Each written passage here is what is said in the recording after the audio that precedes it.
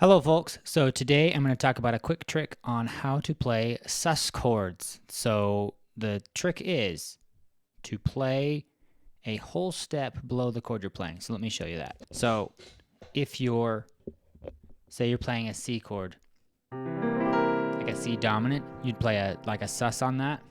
Play a B flat chord over your C. So what I mean by that is start here with C, and you got a B flat chord.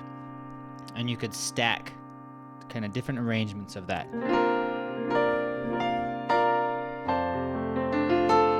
So if you're playing a 5-1 and F, a C dominant, you could play something like that. Play a B flat chord with an add 2. You could even play this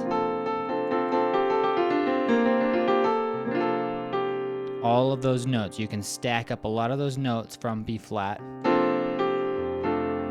It's a nice sus sound, kind of a thick texture.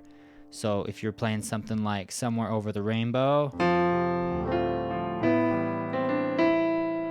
right here, right there, I'm playing an E flat over an F chord.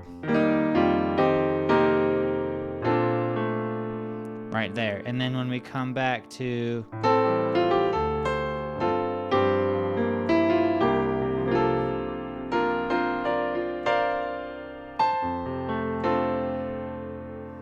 So that's a quick trick to think about it. All right, so this kind of works for minor chords too. I don't know if this is technically a sus chord, but you get a nice sound. So if you take a minor chord, like a D minor, and then you play a C major triad on top of that. See the fourth of the chord there? So in Somewhere Over the Rainbow.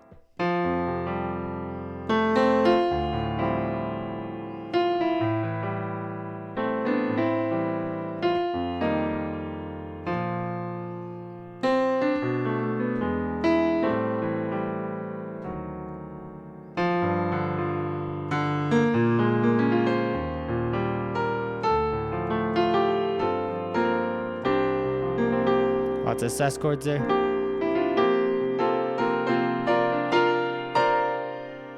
You can get away with getting kind of like a spicy variation of this if you play your B flat. You can actually get away with playing the third of the chord. Just do it up here. I would still hear that as a sus chord because we got lots of fourths.